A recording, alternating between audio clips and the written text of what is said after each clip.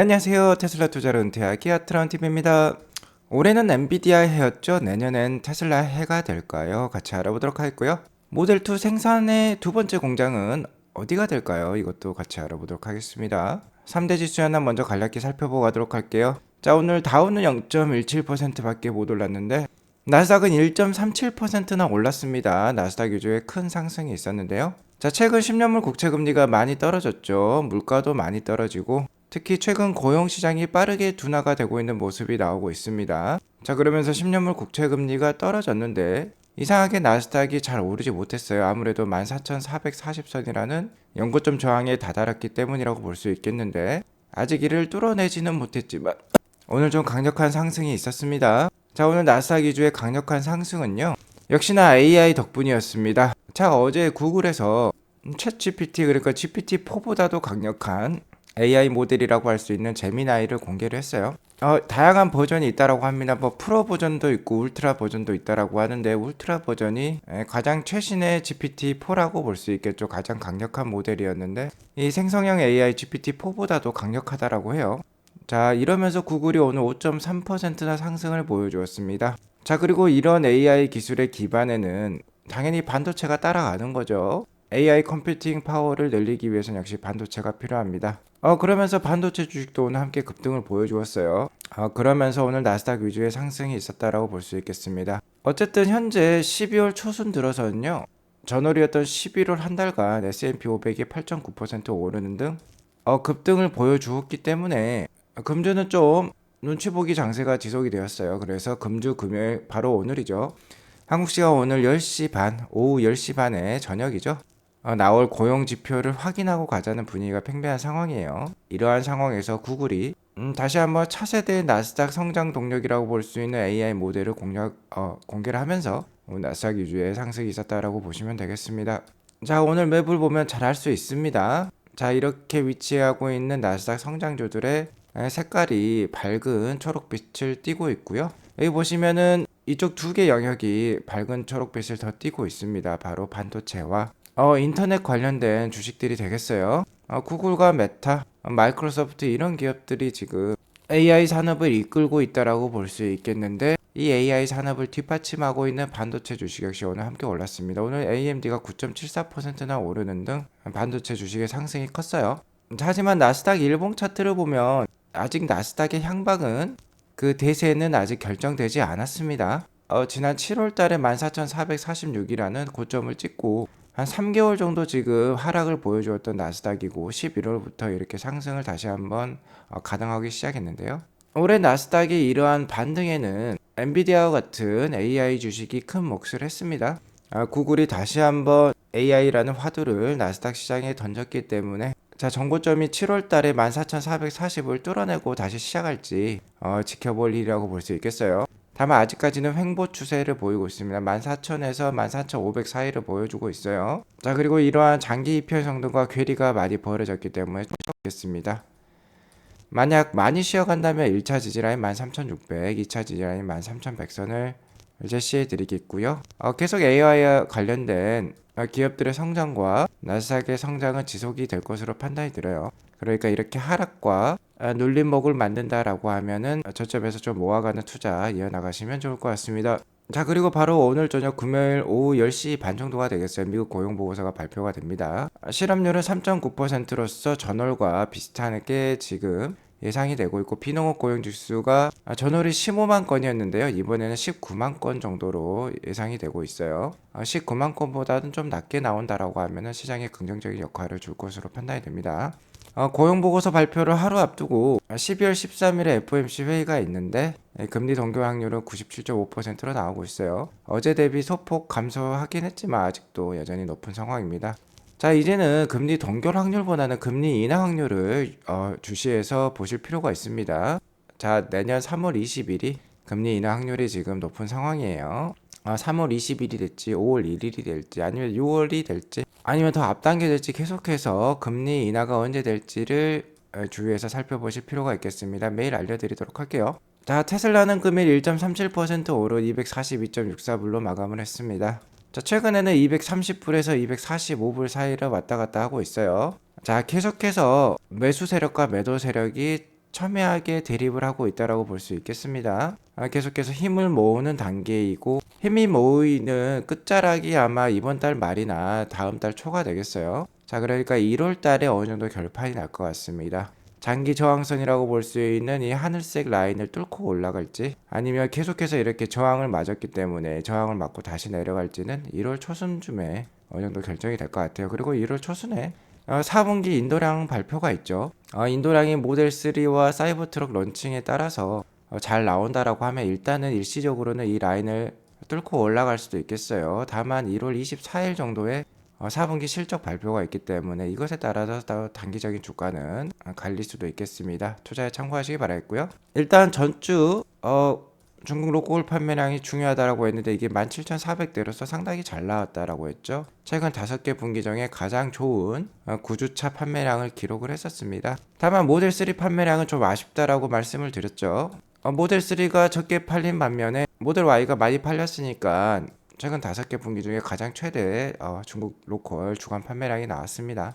어쨌든 모델 Y가 여전히 잘 판매되고 있다는 점은 고무적인 일이라고 볼 수 있겠어요. 자, 그런데 중국 로컬, 그러니까 중국 내수 시장에 모델 3가 잘 안 팔리는 이유를 살펴보니까 역시나 아직까지는 수출 위주로 모델 3가 판매가 되고 있다라는 게 이 사진 한 장으로 알 수 있었습니다. 자, 이 사진은 12월 6일 날 촬영된 상하이 항구고요. 상하이 항구에 모델 3로 가득 차 있어요. 자, 모델 3 하이랜드 신규 모델이죠. 이게 지금 preparing for export죠. 그러니까 수출을 지금 기다리고 있다라는 뜻입니다. 대부분 유럽으로 가요. 유럽에 아직도 모델 3가 잘 팔리고 있으니까 모델 3가 중국 로컬에 덜 팔리고 있다라고도 생각해 볼 수 있겠는데요. 실제로 모델 3와 모델 Y는 국가별 상황에 따라서 그 수요량의 차이가 있습니다. 중국 역시 같은 값이면 대륙의 기질이 있기 때문에 큰 모델을 선호를 하죠. 우리나라도 소형 해치백이 인기가 없고 SUV가 인기가 많듯이 중국 역시 마찬가지입니다. 그러한 게 좀 반영이 되어 있는 것 같고요. 자, 하지만 유럽은 다릅니다. 유럽은 당연히 소득 상황에서도 국가별로 차이가 있겠지만 지형과 교통, 특히 주차 상황이 좀 다르다라고 볼 수 있겠죠. 자, 올드 시티들이 많이 포진된 게 바로 남부 유럽이라고 볼 수 있겠습니다. 그래서 관광 산업도 많이 발달해 있죠. 이태리, 스페인, 프랑스로 대변이 된다라고 볼 수 있겠어요. 이런 국가들은 주차 상황도 여의치 않기 때문에 소형 차량들이 인기가 많아요. 특히 해치백 모델이 인기가 많다라고 볼 수 있겠는데, 자, 이태리와 같은 경우는 못 사는 나라가 아니죠. G7 국가입니다. 근데 이태리에 보시면은 모델 Y 비중이 26%, 모델 3 비중이 72%나 돼요. 모델 3로 판매가 되는 국가들이 이렇게 존재를 많이 하고 있으니까 일단 모델 3 하이랜드가 유럽으로 많이 수출이 된다라고 보시면 되겠습니다. 상대적으로 소득이 높고 어느 정도 주차 공간 확보가 괜찮은 이 북유럽 국가들이 모델 Y 판매량이 좀 더 높네요. 그리고 이 나라들은 또 눈이 또 많이 오죠. 눈이 많이 오면 SUV 수요량이 좀 더 올라갈 수도 있습니다. 어쨌든 유럽으로 지금 수출이 많이 되고 있으니까 모델 3가 더 중국에는 안 팔린다라고 볼 수 있겠는데, 한편으로는 다른 요인도 있는 것 같아요. 테슬라 찬님께서 잘 정리해주고 계시는 중국 내 모델 3, 모델 Y 가격 변동률을 보면요, 모델 3 하이랜드가 출시가 되면서 가격이 많이 올랐습니다. 자, 그러면서 모델 Y와 가격 차이가 많이 안 나게 되었어요. 자, 모델 3와 모델 Y의 이 스탠다드 레인지 RWD 모델이죠. 이게 지금 미국 달러로 700불 차이밖에 안 나고요. 모델 3 롱레인지와 모델 Y 롱레인지의 가격은 1250불 차이밖에 안 납니다. 우리 돈으로 따졌을 때 90만원에서 160만원 차이밖에 안 나요. 중국 로컬 내 판매 가격 차이가 크게 안 나기 때문에 중국 내수에는 모델 3보다 모델 Y가 더 잘 팔리는 것으로도 판단이 됩니다. 자, 어쨌든 모델 3가 더 잘 팔리거나 모델 Y가 더 잘 팔리거나 큰 차이는 없을 수 있습니다. 자, 결정적으로는 두 개가 합쳤을 때 많이 팔리는 게 중요하죠. 아무튼 수출과 중국 로컬 판매가 잘 어우러지면서 4분기 기가 상하이 판매량 좀 기대를 해볼 수 있을 것 같아요. 자, 그리고 내년에는 미국 시장이 기대가 된다라고 볼 수 있겠는데요. 사이버 트럭이 내년에 일단 8만 대에서 10만 대 정도 판매가 예상이 되고 있습니다. 하지만 미국의 픽업 트럭 시장이 정말 어마무시하게 크다라고 했죠. 우리나라가 연간 통틀어서 한 170만 대 시장 정도 됩니다. 근데 미국은 픽업 트럭 시장만 연간 300만 대 수준이에요. 우리나라 전체 시장의 거의 2배 규모라고 볼 수 있겠는데, 이 시장에 테슬라가 진출했습니다.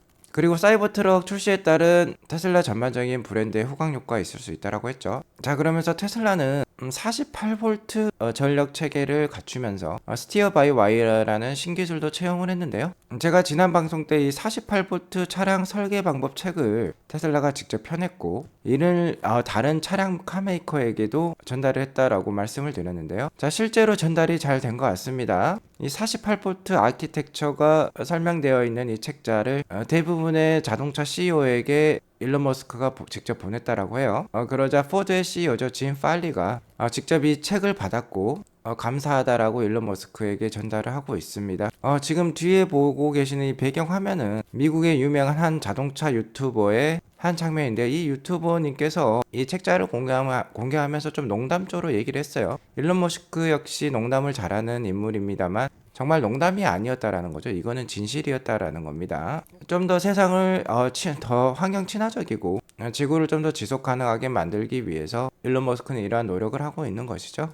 ESG라고 하죠. ESG 관점에서 좋은 사례라고 볼 수 있겠습니다. 이러한 노력 하나하나가 테슬라 기업에 대한 브랜드 가치를 올리는 일이라고 볼 수 있겠고, 포드와 테슬라의 관계는 매우 좋은 것 같아요. 이런 것을 보면. 자, FSD 버전 12가 나오면 중국에도 나올 수 있고 유럽에도 나올 수 있고, 특히 다른 차량 카메이커에게도 라이센스로 전달이 될 수도 있겠죠. 그러면 테슬라의 수입이 좀 더 늘어날 수 있겠는데, 이런 포드와의 관계를 보면 포드가 FSD를 가장 먼저 채용하는 회사가 될 것으로 예상이 된다라고 볼 수 있겠습니다. 아무튼 내년은 테슬라의 사이버 트럭이 가장 기대된다라고 볼 수 있겠는데, 사이버 트럭은 진정한 게임 체인저라고는 보기 어렵습니다. 일단은 판매가 대부분 미국에 국한이 될 거예요. 전 세계적으로 강력한 게임 체인저 역할은 바로 이 모델 2가 되겠습니다. 사이버 트럭을 기반으로 만들 수도 있다라고 해서, 자, 이렇게 사이버 트럭을 닮은 모양이 또 예상이 되고 있는데요. 이 25,000불짜리 차량 25년 정도에는 만나볼 수 있을 것 같아요. 새로운 생산 방식을 채용할 것이고 아마 4개 공장 모두에서 생산이 될 것입니다. 자, 그러니까 아메리카, 아시아, 유럽 대륙 모든 곳에서 생산이 되는 거예요. 무엇보다도 가장 중요한 점은 로보택시의 베이스 모델이 될 거라는 거죠. 아크 인베스트먼트에 따르면 내년 말이 되면 2024년 말이나 2025년 초쯤에 로보택시가 어느 정도 완성될 수 있다라고 얘기를 했는데요. 그 기술이 완성이 되고 25년에 이 모델 2가 대량 생산이 된다라고 하면은 테슬라의 진정한 전성기는 25년부터 27년 사이가 되겠어요. 로보택시도 나오고 거기에 더불어서 휴머노이드 로봇이 27년까지 나올 수 있습니다. 그러니까 지금은 25년에서 27년 사이에 획기적인 혁신을 앞둔 가운데 주식을 잘 모아가는 그런 단계라고 볼 수 있겠어요. 자, 그리고 멕시코가 이 모델 2를 생산할 두 번째 공장으로 여겨졌는데요. 그러니까 기가 텍사스에서 일단 모델 2가 개발이 되고 그 다음에 멕시코가 이 모델 2를 생산할 두 번째 공장으로 일론 머스크가 얘기를 하고 있는데 실상은 좀 다를 수 있겠습니다. 기가 상하이 현재 95만 대 연간 생산 캐파를 가지고 있는데 원래 200만 대를 목표로 한 공장이라고 볼 수 있어요. 이 기가 상하이가 3단계 확장을 재시작하기로 지금 결정을 했습니다. 이미 2021년에 기가 상하이는 3단계 자동차 공장 건설 준비를 위해서 팀을 꾸리기도 했는데요. 미 연준의 강력한 긴축 정책이 이어지면서 어느 정도 수요량 감소로도 이어졌다라고 볼 수 있겠죠. 이러면서 일단 3단계 확장 계획은 철수를 하기도 했어요. 하지만 2024년이 들어서면서 다시 한번 공장 확장 계획을 꾀하고 있는 기가 상하이라고 볼 수 있겠습니다. 어쨌든 이렇게 되면은 기가 상하이는 이제 200만 대 생산 캐파에 이르른다라고 볼 수 있겠어요. 2030년까지 테슬라는 연간 생산량 2천만 대를 목표로 하고 있기 때문에 기가 상하이의 200만 대 생산 달성은 당연한 수준이라고 볼 수 있습니다. 테슬라가 2천만 대를 생산을 하려면요. 대부분의 공장이 200만 대 생산까지 이르러야만 됩니다. 기가팩토리를 한 10개 정도를 만들 예정이기 때문에 한 기가팩토리당 당연히 200만 대 생산이 필요하다라고 볼 수 있겠죠. 자, 아무튼 이 기사에 따르면 그간 3단계 확장을 기가 상하이가 주저했던 거는 역시 수요 부족이 펼쳐질 수 있다라고도 생각을 했기 때문이라고 하는데요. 최근 중국 시장 상황이 좀 더 경쟁이 치열해지고 있습니다. 모델 3와 모델 Y와 같은 경우는 지금 출시된 지 6년, 4년이 됐다라고 볼 수 있겠는데 경쟁사인 BYD와 샤오펑 같은 경우는 계속해서 신모델을 출시를 하고 있어요. 그리고 테슬라 모델 3, 모델 Y보다 훨씬 더 싼 가격에 중국에 판매를 하고 있기 때문에 자, 기가 상하이 역시 3단계 확장을 통해서 이 모델 2를 빨리 출시해야만 합니다. 그러니까 멕시코가 두 번째가 되기보다는 기가 상하이가 두 번째가 될 가능성이 오히려 더 높다라고 볼 수 있겠어요. 자, 아니면은 멕시코에서 모델 2를 생산하면서 기가 상하이도 함께 생산이 될 수도 있을 것 같습니다. 또 그리고 올해 4월 9일 날 상하이 정부 당국과 기가 상하이는 메가팩토리 건설 계약도 체결을 했죠. 자, 이렇게 되면 ESS 바로 에너지 저장 장치 산업이라고 볼 수 있겠는데, 이 메가팩을 만드는 공장이 이르면 내년 6월 달에도 생산이 가동될 수 있다라고 얘기가 나오고 있어요.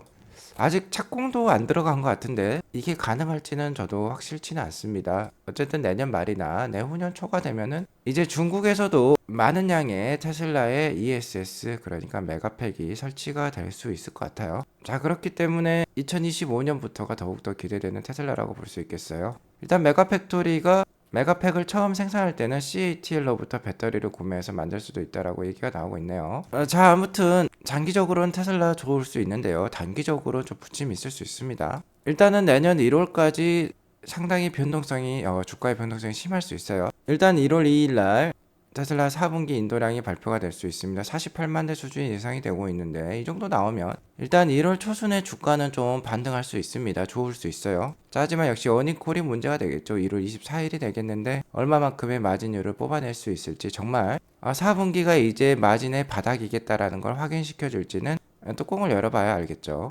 테슬라 주가에 워낙 변동성이 심합니다만 내년 1분기에 그래도 좋은 소식들이 많습니다.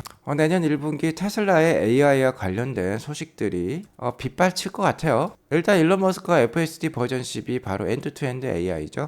이 버전을 올해 연말에 출시할 수도 있다라고 얘기를 했지만 내년 초까지 밀릴 가능성이 높아 보입니다. 어쨌든 그러면 내년 1월에 FSD 버전 12가 출시될 수 있을 것 같아요. 자, 그리고 내년 1월 1일부터는 바야흐로 미국 IRA 보조금 캐시백이 변경이 되죠. 이거는 뭐 제가 많이 설명을 했으니까 생략을 하도록 하겠습니다. 자, 그리고 내년 1분기가 되면 FSD 버전 12가 중국에도 출시가 될 수 있다라는 소문이 있고요. 바야흐로 AI 데이도 내년 1분기에 개최가 될 수 있다라고 해요. AI 데이 파트 3가 되겠죠. 세 번째 AI 데이가 되겠습니다. 자율주행 기술을 뽐낼 수 있고 휴머노이드 로봇에 대한 소식도 있겠죠. 자, 2분기에는 모델 2가 공개가 되고 옵티머스도 2분기에 공개될 수 있다라고 지금 장밋빛 청사진이 지금 나오고 있습니다. 자, 이러한 것들은 대부분 AI와 관련된 소식이라고 볼 수 있겠는데요. 올해가 챗GPT와 엔비디아의 해였다라고 하면은 내년은 정말 리얼월드 AI 해가 될 수도 있겠습니다. 다 보시면은 자동차 자율주행과 관련된 AI, 그리고 휴머노이드 로봇이죠. 로봇과 관련된 AI 기술이 되겠는데 리얼월드 AI라고 볼 수 있겠죠. 자, 이런 과정으로 내년 상반기 계속해서 호재가 나온다라고 하면은 이제 차세대 AI 주자는 테슬라로 넘어가면서 올해 엔비디아와 같은 소프트웨어적인 AI가 많이 상승을 했다라고 하면 내년엔 실생활 AI와 관련된 테슬라가 좋은 모습을 보일 수도 있을 것 같습니다.